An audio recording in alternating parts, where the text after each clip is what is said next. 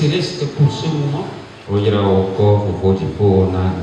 Et nous rendons grâce pour le privilège que tu nous donnes de parler de ta part à ton peuple ce matin.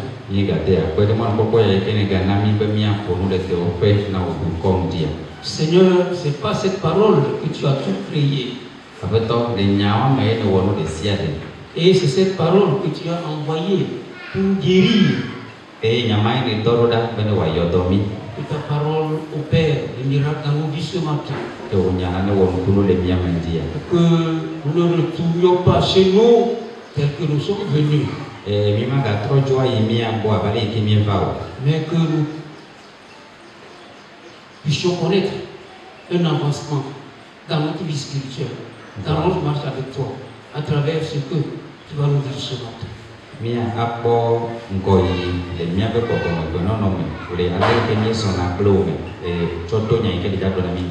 Au nom de Jésus, notre Seigneur, nous prions.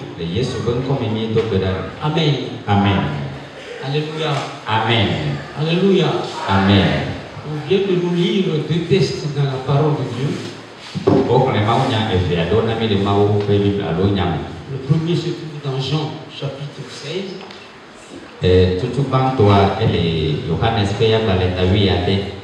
Les versets 4 à 15. Et le second c'est Actes chapitre 4, les versets 32 à 37.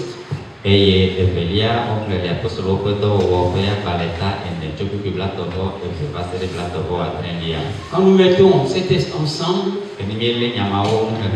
nous trouvons trois éléments importants qui doivent accrocher notre attention ce matin. Le premier élément, c'est Jésus qui nous fait une grande prédiction. Et dans cette prédiction, il y a deux choses importantes. D'abord, il nous présente le Saint-Esprit dans ce qu'il est.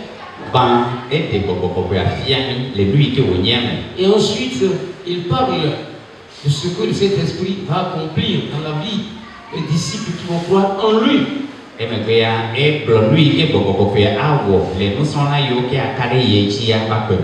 le troisième élément, nous voyons que ce que Jésus a dit a été accompli à la lettre dans tous les détails dans la vie des disciples, des premiers disciples du Seigneur Jésus.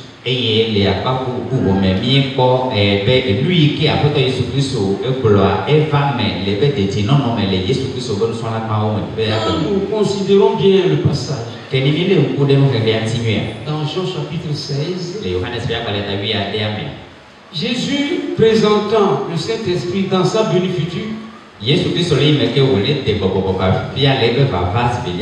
dit d'abord quelque chose qui a attristé les disciples. Qu'est-ce qu'il a dit? Il dit, je vais partir. Les disciples ne s'y attendaient pas. Ce discours les a attristés. Mais Jésus a insisté en disant ceci. C'est avantageux pour vous pour que je m'en aille. Parce que si je ne m'en vais pas, le Saint-Esprit ne viendra pas. Et Jésus était déjà là. Il était tout pour les disciples. Pourquoi va-t-il partir? Et en même temps, il dit, c'est avantageux pour vous. Celui qui est votre grâce, qui vous fait tout, vous assiste en tout, qui est l'objet de votre confiance absolue, vous dit brusquement, ça va s'arrêter et je vais m'en aller. Oh, quelle tristesse pour les disciples. Mais en même temps, il dit, quand je vais aller, je vais envoyer le consolateur.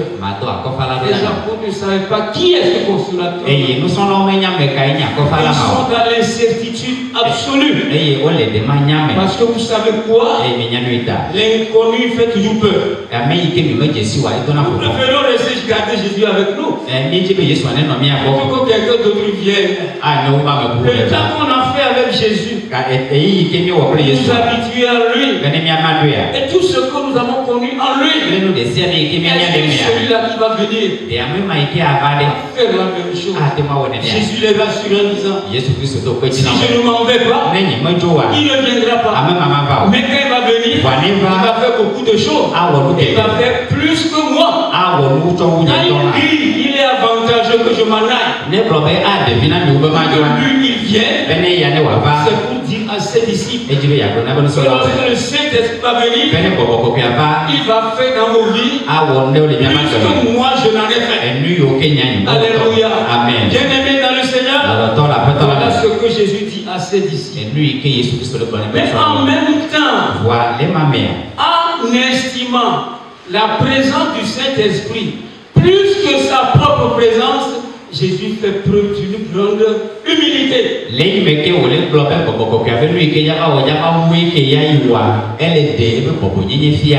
fait acte d'effacement, de soumission, d'humilité. En disant ceci, le Saint-Esprit est plus grand que moi. Mais reconnaissez que dans le passage, il dit, quand il va venir, il va me glorifier. Qui glorifie qui? C'est le plus grand qui glorifie le plus petit? Ou bien c'est le plus petit qui glorifie le plus grand? Voilà ce que nous voyons dans la Trinité divine. Le Père se soumet au Fils. Le Fils se soumet au Père. Le Saint-Esprit se soumet au Père. Le Saint-Esprit se soumet au Fils. Le Père se soumet au Saint-Esprit. Ils sont un. Mais ils reconnaissent la valeur et la place et l'importance de chacun. Chacun se dit entre eux, je ne suis rien sans l'autre. Et si je ne suis rien sans l'autre, ma responsabilité est d'élevée l'autre. De ici à un niveau élevé. Élevé dans le Seigneur. Je crois que nous, chrétiens, devons apprendre beaucoup de choses à ce niveau-là. Apprendre à nous effacer, à nous gommer, quel que soit ce que nous sommes, quel que soit le nom que nous portons, quel que soit le titre que nous avons, quel que soit l'endroit où nous sommes hissés dans la société. Et à partir du moment où nous sommes en Christ, nous devons savoir quelque chose d'important. L'autre est plus grand que moi. Non pas parce que il est plus élevé que moi en force, ou en richesse, ou en connaissance, mais tout simplement parce qu'il est en Christ et que le Saint-Esprit l'habite. Il a quelque chose que je n'ai pas. Et parce qu'il a quelque chose que je n'ai pas, que je ne peux pas faire ce que lui il fait. Oh là là, il est plus grand que moi. Amen. Amen. Dis à ton frère, il est plus grand que moi.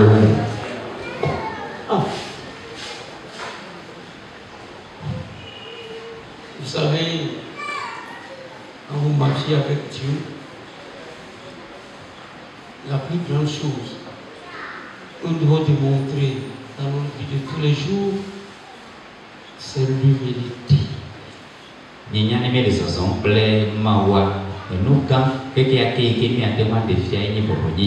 Nous avons des talents différents. Je n'ai pas ce que tu as. Tu n'as pas ce que j'ai. Alors, mettons nos différences là au service les uns des autres.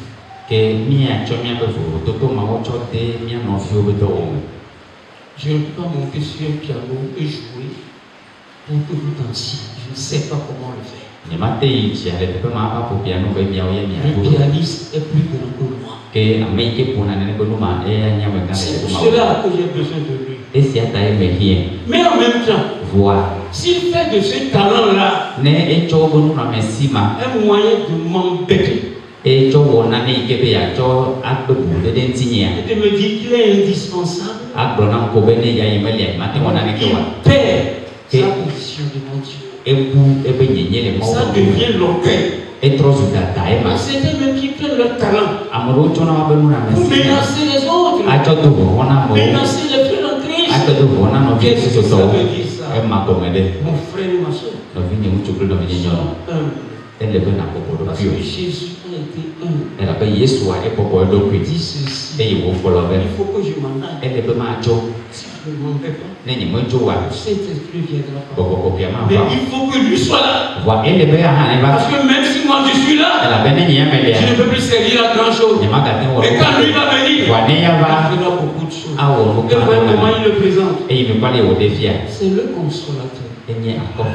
Le mot consolateur, le mot grec traduit par consolateur, ou en français des fois on parle du paraclet. Et là, le bébé n'a pas eu côté comme il y avait à Kopala et Amérique et Fatina Malo et les Bobo. Et toi, me dis, il a déjà interprété là. Alléluia. Amen. Le paraclet, c'est celui qui s'identifie à vous dans ce que vous traversez et dans ce que vous vivez.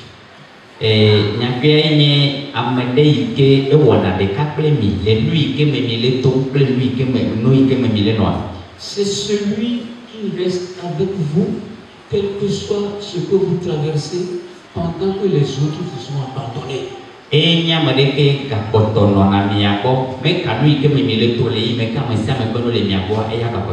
Oh, la présence divine doit être avec les chrétiens de par le monde entier.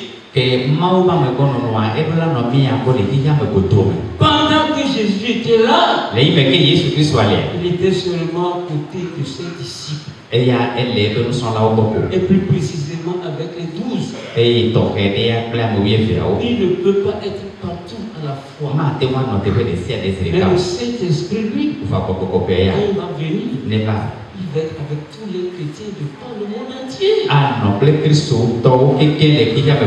Comprenez pourquoi Jésus a dit qu'il est avantageux pour qu'il vienne que moi je m'en aille. Bien-aimé dans le Seigneur, sache une chose. Si tu as donné ta vie à Jésus, si tu marches avec lui, sache que le Saint-Esprit est avec toi. Non seulement il est avec toi, il est en toi. Tu es son temple. Et quel que soit ce que tu traverses, il fait un avec toi dedans. Si tu traverses des moments de joie, il est avec toi. Des moments de tristesse, il est triste avec toi. Quel que soit ce que tu vis, il vit avec toi. Des fois quand j'ai faim, oh Seigneur, j'ai faim. Mais en même temps, je dis, Seigneur, tu as fait avec moi. Parce que sa présence, il est là. Pourquoi il dit, tu traverses le fleuve, tu vas pas te submerger. Tu traverses le fleuve, tu ne vas pas te brûler. Parce que je suis avec toi. Je te connais. Tu es à moi. Alléluia. Amen. Jésus dit c'est l'esprit de vérité. Écoutez, il y a la vérité, il y a l'esprit de vérité. Comment vous allez comprendre ça? L'esprit de la chose, c'est la substance même qui accorde la valeur à la chose. Jésus dit, moi je suis la vérité. Le Saint-Esprit est l'esprit de la vérité. Ça veut dire quoi? Que sans le Saint-Esprit, qui est l'esprit de la vérité, la vérité n'est pas vérité. Dis-moi amen. C'est comme cela la chose est. C'est pourquoi vous ne pouvez pas être chrétien. Un vrai disciple du Seigneur Jésus. Acceptez Jésus Jésus dans sa vie, en qui habite le Saint-Esprit, entretenez du mensonge, l'hypocrisie, la duplicité, le langage, c'est pas normal.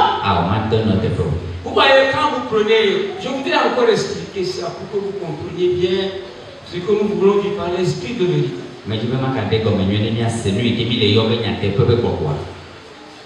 Quand vous prenez le parfum, généralement 300 millilitres, je ne sais pas, 45 centilitres, je ne sais pas. Tout le liquide qui est dedans n'est pas la fragrance. C'est juste quelque chose qu'on met dedans. Et on mélange avec d'autres liquides, d'autres substances. Et ces substances-là ne détruisent pas la substance, c'est-à-dire la fragrance même.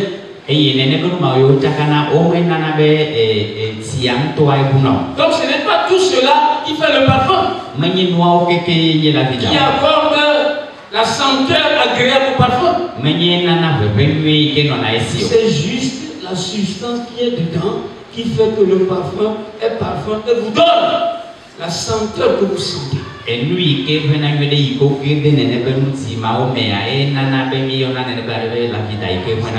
la substance du parfum. Dans l'extrait du parfum, votre parfum ne vaudra plus rien parce que lui perdra sa senteur. L'esprit de vérité, c'est le Saint-Esprit. C'est pourquoi, bien-aimé dans le Seigneur, je voudrais attirer encore votre attention sur ce fait. Regardez comment Jésus valorise le Saint-Esprit. Il dit ceci: moi je suis la vérité, mais sans lui, je ne suis pas. Mon frère dans le Seigneur, sans toi je ne suis rien. Nous devons apprendre tout cela du Seigneur Jésus et apprendre à marcher avec lui. Quand il fait la prédiction sur la venue du Saint-Esprit, la révélation qu'il fait à ses disciples, en voyant comment il présente la chose, il amène les disciples à comprendre la grandeur, l'étendue, les dimensions qui dépassent la compréhension humaine du Saint-Esprit. Et c'est ça qui t'habite. Alors vis conséquemment. Alléluia. Amen.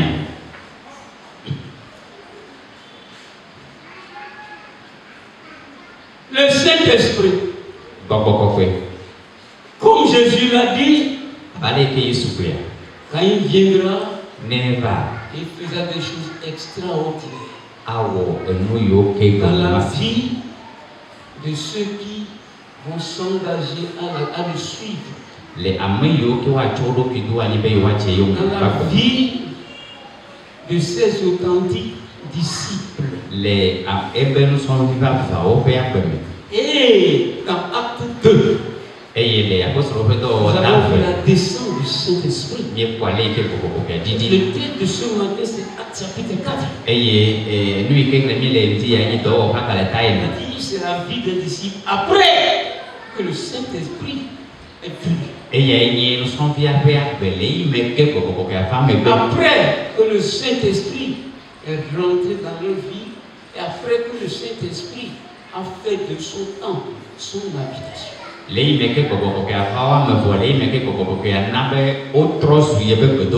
Regardez comment on décrit leur vie en ce moment-là.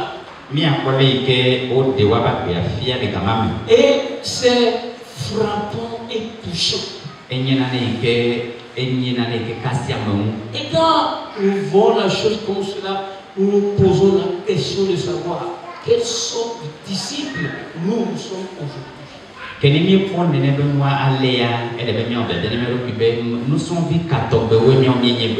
Bien-aimés dans le Seigneur, je crois pour ma part que le Seigneur va nous aider et nous donner une vision nouvelle La première chose que nous voyons en eux, et ça, vous le voyez d'abord dans Actes chapitre 2. Et là, on nous dit que c'est un jour de Pentecôte, c'est-à-dire le jour de la fête juive qu'on appelle Pentecôte.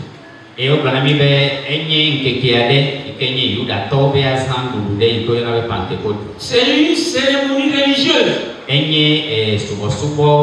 Les Juifs qui sont dans le monde entier reviennent à Jérusalem pour célébrer cette manifestation importante qui est l'importante fête juive qui accompagne la Pâque.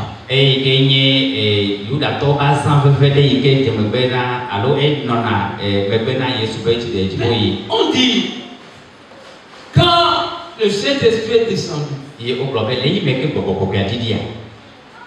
et ils se sont attroupés, c'est-à-dire ils ont quitté les fêtes pour venir se retrouver là où l'événement se passait.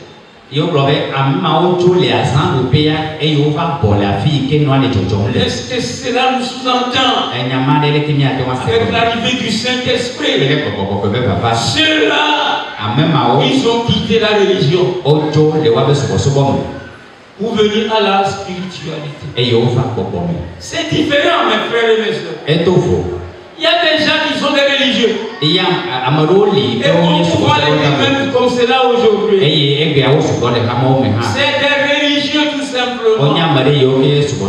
Parce qu'aller à l'église, mais c'est une cérémonie pour eux. Et quand ils vont là, quand la chose ne s'inscrit pas dans l'optique de la cérémonie religieuse,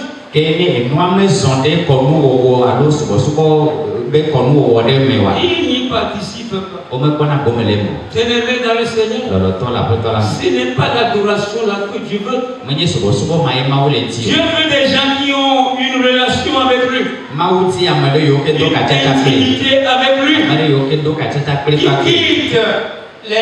qui quittent la zone de la religion et qui marche dans une marche authentique avec le Seigneur. La religion aveugle, la religion abrutie, la spiritualité émancipe. Dans la religion, on te dit ce que tu dois faire. Mais dans la spiritualité, le Saint-Esprit en toi te dit ce que tu dois faire. J'ai beaucoup de choses à dire là-dessus, mais le temps ne se prête pas à ça. Alors nous devons savoir une chose. Nous ne devons pas venir à l'église comme des gens qui sont à la religion. Acte de dire, le jour-là, parce qu'ils sont venus à Jérusalem, quand le Saint-Esprit est arrivé, 3000 âmes se sont ajoutées à la communauté des 120 disciples qui étaient là. Ces 3000-là sont des gens que le Saint-Esprit a touchés. Et quand le Saint-Esprit les a touchés, ils ont compris qu'ils ne doivent pas rester dans les chaînes de la religion, mais ils doivent rentrer maintenant dans la spiritualité, c'est-à-dire la marche avec le Seigneur dans une relation intime. Écouter Dieu te parler, écouter le Saint-Esprit te parler et t'orienter dans ce que tu dois faire.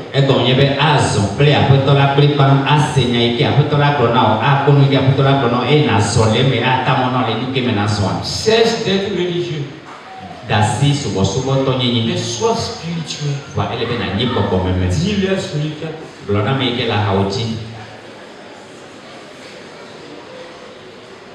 Moi j'entends bien.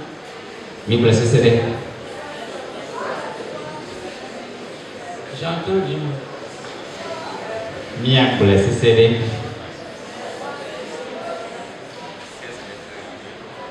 Je l'entends bien.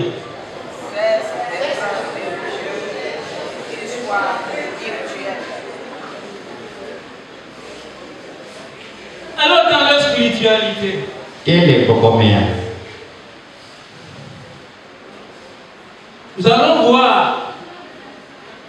torpeur a été transformée en passion pour Dieu.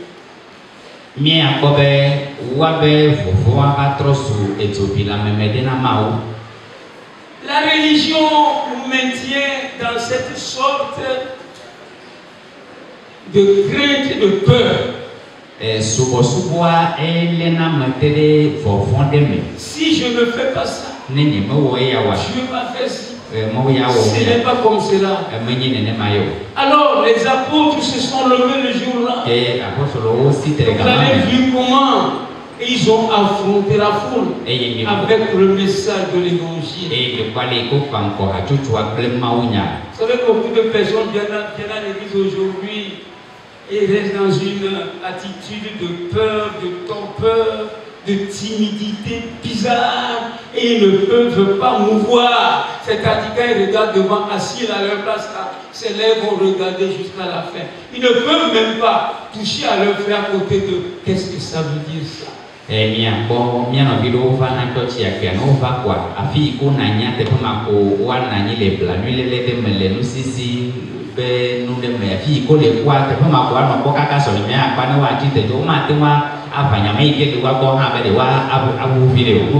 La spiritualité n'accepte pas cela. Il y a des gens même qui, à l'église, au lieu de laisser le Saint-Esprit les pousser à agir, ils laissent plutôt leur position les contrôler, les dominer.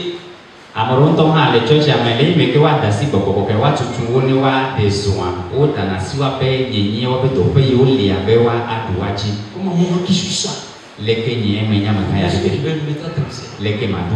moi qui suis ceci. Les gens me regardent faire ça. Qu'est-ce qu'ils vont dire de moi?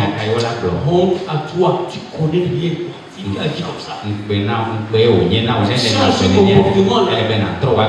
Mais écoutez, si tu ne peux pas mouvoir devant Dieu, danser devant Dieu, sauter devant Dieu, adorer devant Dieu, te mettre à genoux devant lui, quel que soit l'endroit où tu te trouves, tu es un religieux. Ou alors un piètre religieux. Tu fais pitié au Seigneur. Parce qu'à ce niveau-là, tu es esclave de ta chair, esclave du monde, esclave du diable. Parce qu'à partir du moment où tu valorises ta position par rapport à Dieu, et que c'est ta position qui te pousse à agir, tu es piètre. Ça ne marche pas. Alléluia. Amen. C'est ça la spiritualité. Ça a changé. Ils ont quitté les autres là-bas. Ils ont dit notre place est ici maintenant. Et ils se sont fait baptiser. C'est ça la spiritualité chrétienne. Bien aimé dans le Seigneur, il y a une chose qui nous marque dans la vie de ceux-là. On a vu qu'ils croissaient dans la crainte respectueuse de Dieu. Parce que le texte dit, ils craignaient Dieu. Où la crainte s'emparait d'eux. Cette crainte, ce n'est pas la peur. C'est le respect pour Dieu. C'est l'amour pour Dieu. C'est obéir à Dieu. Et comment ils sont arrivés à ce niveau-là? Parce qu'ils persévéraient dans les activités spirituelles. Qu'est-ce qu'on dit? Persévérer dans l'enseignement des apôtres, dans les prières, dans la fraction du pain, dans la communion fraternelle. C'est ça l'église.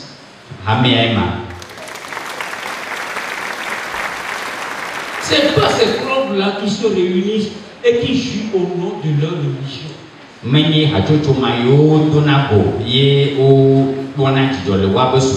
gens qui savent que Jésus-Christ est leur Seigneur.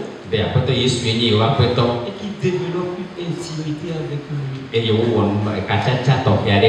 Aujourd'hui, à faire ceux qui sont religieux, c'est eux qui agissent comme ça. Ils n'aiment pas étudier la Bible. Quand ils étudient la Bible, et ce n'est pas leur affaire. C'est des religieux tout simplement. Quand vous dites prier, c'est pas leur affaire. Ça les regarde pas. Je suis souvent notre prière sur la plateforme. On voit combien de personnes y participent. Bon, je sais aussi qu'il y a des gens qui participent, mais qui ne le font pas. Ils ne font pas signe. Il faut persévérer dans la prière. Il y a des gens qui n'ont même pas de culte personnel. Méditation matinale. Prier avec la famille. C'est pas leur affaire. C'est des religieux tout simplement. Changer ce comportement. Si vous voulez être disciples du Seigneur Jésus-Christ.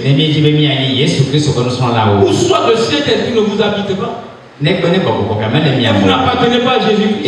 Ou il vous habite. Et vous êtes à lui. Et vous persévérez dans les activités de la piété spirituelle.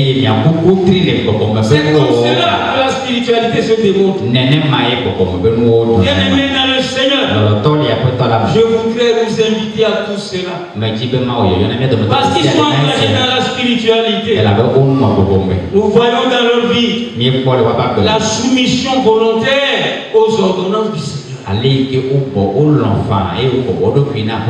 Bien-aimés dans le Seigneur, ils ne peuvent pas ne pas participer aux fractions du pain.